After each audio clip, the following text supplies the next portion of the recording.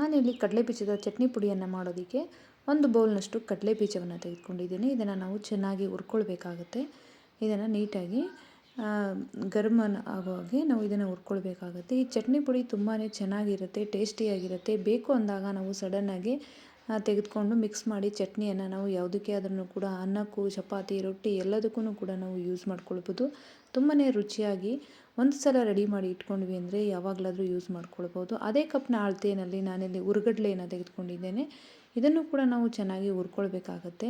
ಇವನ್ನೆಲ್ಲವನ್ನು ಪದಾರ್ಥಗಳನ್ನು ನಾವು ಹುರಿದು ಯೂಸ್ ಮಾಡೋದ್ರಿಂದ ಈ ಚಟ್ನಿ ಪುಡಿ ಅನ್ನೋದು ತುಂಬ ದಿನಗಳ ಕಾಲ ನಾವು ಇಟ್ಟು ಯೂಸ್ ಮಾಡ್ಕೊಳ್ಬೋದು. ಹಾಗೆ ನಾವೆಲ್ಲಾದರೂ ಹೊರಗಡೆ ಹೋಗ್ತಾ ಇದ್ದೀವಿ ಅಂದಾಗೂ ಕೂಡ ಈ ಚಟ್ನಿ ಪುಡಿಯನ್ನು ಮಾಡಿ ನಾವು ತೆಗೆದುಕೊಂಡು ಹೋಗ್ಬೋದು. ಹಾಗೆಯೇ ಅದೇ ಕಪ್ಪಿನ ಅಳತೆಯಲ್ಲಿ ನಾನಿಲ್ಲಿ 1 ಕಪ್ನಷ್ಟು ಒಣ ಕೊಬ್ಬರಿಯ ತುರಿಯನ್ನು ಇಲ್ಲಿ ತುರ್ಕೊಂಡು ಯೂಸ್ ಮಾಡ್ಕೊಳ್ತಾ ಇದ್ದೀನಿ. ಇದನ್ನು ಕೂಡ ನಾನು ಬಿಸಿ ಮಾಡ್ಕೊಳ್ತಾ ಇದ್ದೀನಿ.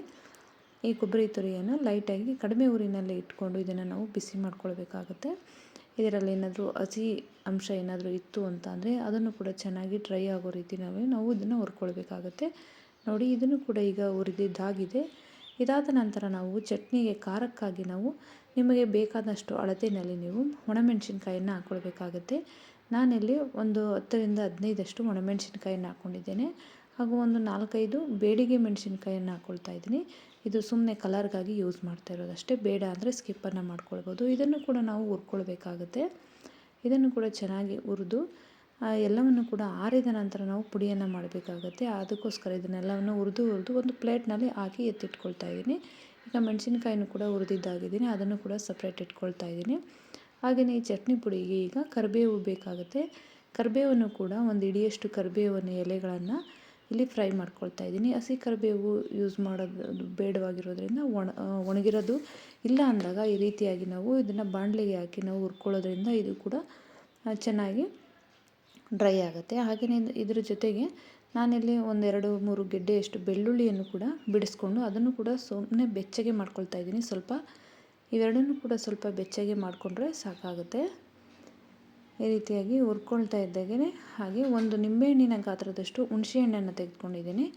ಇದನ್ನೇನು ಹುರ್ಕೊಳ್ಳೋದೇನು ಬೇಕಾಗಿಲ್ಲ. ಈ ಬಿಸಿ ಬಾಣಲೆಗೆ ಹಾಕ್ಕೊಂಡಾಗ ಇದರ ಜೊತೆನಲ್ಲೇ ಅದು ಕೂಡ ಸ್ವಲ್ಪ ಬಿಸಿ ಆಗುತ್ತೆ ಅಷ್ಟೇ. ಇದಿಷ್ಟನ್ನು ನಾವು ಹುರ್ಕೊಂಡ ನಂತರ ಈ ಬಾಣಲೆಯಲ್ಲೇ ಇದನ್ನು ಹಾಗೆಯೇ ಬಿಡ್ತೀನಿ, ಇದು ಆರೋದಕ್ಕೆ. ಇದೆಲ್ಲವನ್ನು ಆರಿದ ನಂತರ ನಾವು ಪುಡಿಯನ್ನು ಮಾಡ್ಕೊಳ್ಬೇಕಾಗತ್ತೆ. ನೋಡಿ, ಈ ಬಾಣಲೆ ಬಿಸಿಗೆ ಹುಣಸೆಹಣ್ಣು ಕೂಡ ಸ್ವಲ್ಪ ಬಿಸಿ ಆಗುತ್ತೆ. ಈಗೆಲ್ಲವೂ ಕೂಡ ಆರಿದೆ. ಈಗ ಏನೇನು ಪದಾರ್ಥಗಳನ್ನು ಹುರ್ಕೊಂಡಿದ್ದೀವೋ ಅವುಗಳನ್ನೆಲ್ಲವೂ ಕೂಡ ಆರಿಸಿದ ನಂತರ ನಾವು ಪುಡಿಯನ್ನು ಮಾಡ್ಕೊಳ್ಬೇಕು. ನಾನಿಲ್ಲಿ ಮೆಣಸಿನಕಾಯಿ ತೊಟ್ಟನ್ನೆಲ್ಲವನ್ನು ಬಿಡಿಸ್ಕೊಳ್ತಾ ಇದ್ದೀನಿ. ಕಡಲೆ ಬೀಜ, ಹುರ್ಗಡ್ಲೆ ಆಗಲೇ ಕೊಬ್ಬರಿ ತುರಿಯನ್ನು ನಾನು ಸಮ ಪ್ರಮಾಣದಲ್ಲಿ ತೆಗೆದುಕೊಂಡಿದ್ದೀನಿ. ಈಗ ಬೆಳ್ಳುಳ್ಳಿ, ಕರಿಬೇವು, ಹುಣಸೆಹಣ್ಣನ್ನು ಕೂಡ ಇದಕ್ಕೆ ಹಾಕ್ಕೊಂಡು ಇದಕ್ಕೆ ಇನ್ನು ಉಪ್ಪನ್ನು ಹಾಕ್ಕೊಂಡು ನಾವು ಪುಡಿಯನ್ನು ಮಾಡ್ಕೊಳ್ಬೇಕಾಗತ್ತೆ. ಈಗ ಸ್ವಲ್ಪ ಪ್ರಮಾಣದಲ್ಲಿ ನಾವು ಮಿಕ್ಸಿ ಜಾರಿಗೆ ಹಾಕ್ಕೊಳ್ತಾ ಇದನ್ನು ನಾವು ಪುಡಿಯನ್ನು ಮಾಡ್ಕೊಳ್ಬೇಕಾಗುತ್ತೆ. ನೋಡಿ, ಈ ರೀತಿಯಾಗಿ ಎಲ್ಲವನ್ನು ಸ್ವಲ್ಪ ತೆಗೆದುಕೊಂಡು ಪುಡಿಯನ್ನು ಮಾಡ್ಕೊಳ್ಬೇಕು. ಇದರ ಜೊತೆಗೇ ನಾನಿಲ್ಲಿ ಒಂದೇ ಸರಿ ಉಪ್ಪನ್ನು ಸೇರಿಸ್ಕೊಂಡು ರುಬ್ಕೊಳ್ತಾ ಇದ್ದೀನಿ.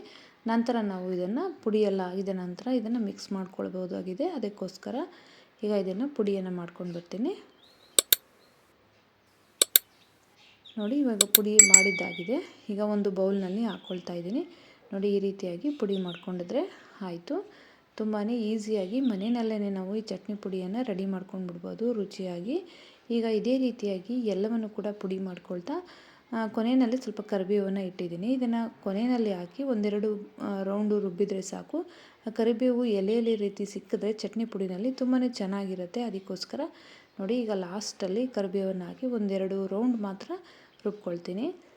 ನೋಡಿ, ಈಗ ಎಲ್ಲವನ್ನು ರುಬ್ಬಿದ್ದಾಗಿದೆ ಅಲ್ವಾ. ಈಗ ಇದನ್ನೆಲ್ಲವನ್ನು ಕೂಡ ಮಿಕ್ಸ್ ಮಾಡ್ಕೊಳ್ತೀನಿ ನೀಟಾಗಿ. ಉಂಡೆ ಆಗಿರುತ್ತಲ್ವ, ಈಗ ಕಡಲೆ ಬೀಜದಲ್ಲಿ ಎಣ್ಣೆ ಅಂಶ ಇರೋದ್ರಿಂದ ಈ ರೀತಿ ಉಂಡೆ ಆಗಿರುತ್ತೆ. ಅದನ್ನೆಲ್ಲವನ್ನು ಸೇರಿಸಿ ನಾವು ಮಿಕ್ಸನ್ನು ಮಾಡ್ಕೊಳ್ಬೇಕು. ಈ ರೀತಿ ಕೈನಲ್ಲಿ ಮಿಕ್ಸ್ ಮಾಡ್ಕೊಳ್ತಾ ಇದರಲ್ಲಿ ಉಪ್ಪು, ಖಾರ ಏನು ಬೇಕೋ ಅದನ್ನು ಬೇಕಾದ್ರೆ ಸೇರಿಸ್ಕೊಳ್ಬೋದು. ಖಾರವನ್ನು ಕರೆಕ್ಟಾಗಿ ಹಾಕ್ಕೊಂಡಿರ್ತೀವಲ್ವ, ಉಪ್ಪೇನಾದರೂ ಬೇಕು ಅಂತ ಅಂದರೆ ಉಪ್ಪನ್ನು ಈ ಸಂದರ್ಭದಲ್ಲಿ ಸೇರಿಸ್ಕೊಂಡು ಮಿಕ್ಸ್ ಮಾಡಿ ಒಂದು ಬಾಕ್ಸ್ನಲ್ಲಿ ನಾವು ಎತ್ತಿಟ್ಕೊಂಡ್ವಿ ಅಂದರೆ ಚಟ್ನಿ ಯಾವಾಗ ಬೇಕು ಅನಿಸುತ್ತೋ ಆವಾಗ ಇದನ್ನು ನಾವು ಕಲಿಸ್ಕೊಳ್ಬೋದು. ಎಲ್ಲಾದರೂ ಹೊರಗಡೆ ಟ್ರಿಪ್ಗೆ ಹೋಗೋ ಟೈಮ್ನಲ್ಲೂ ಕೂಡ ಇದನ್ನು ಮಾಡಿ ಬಾಕ್ಸ್ಗೆ ಎತ್ಕೊಂಡು ಹೋದ್ವಿ ಅಂದರೆ ಹೊರಗಡೆ ಹೋದಾಗ ಇದನ್ನು ಚಟ್ನಿಯನ್ನು ನೀರಾಗಿ ಕಲಿಸ್ಕೊಂಡ್ರೆ ಚಟ್ನಿ ಅನ್ನೋದು ರೆಡಿ ಆಗೋಗುತ್ತೆ. ನೋಡಿ, ಇಲ್ಲಿ 2 ಸ್ಪೂನು ಚಟ್ನಿ ಪುಡಿಯನ್ನು ಹಾಕ್ಕೊಂಡಿದ್ದೇನೆ. ಈಗ ಇದಕ್ಕೆ ಸ್ವಲ್ಪ ನೀರನ್ನು ಸೇರಿಸ್ಕೊಂಡು ಮಿಕ್ಸ್ ಮಾಡ್ಕೊಳ್ತಾ ಇದ್ದೀನಿ. ನೋಡಿ ಈ ರೀತಿಯಾಗಿ ಮಿಕ್ಸ್ ಮಾಡ್ಕೊಂಡ್ರೆ ಆಯಿತು. ಚಟ್ನಿ ಪುಡಿ ರೆಡಿಯಾಗಿ ಹೋಗ್ಬಿಡುತ್ತೆ. ತುಂಬಾ ಟೇಸ್ಟಿಯಾಗಿರುತ್ತೆ. ಒಂದು ಸಲ ಟ್ರೈ ಮಾಡಿ. ಹಾಗೆ ಇಷ್ಟ ಆದರೆ ಒಂದು ಲೈಕ್ ಮಾಡೋದನ್ನು ಮರಿಬೇಡಿ. ಹಾಗೆ ನನ್ನ ಚಾನಲ್ಗೆ ಸಬ್ಸ್ಕ್ರೈಬ್ ಆಗಿ ಬೆಲ್ಲೈಕನ್ ಬಟನ್ನ ಪ್ರೆಸ್ ಮಾಡಿ ಆಲ್ ಅನ್ನೋ ಆಪ್ಷನ್ನ ಆಯ್ಕೆ ಮಾಡಿ. Thank you for watching.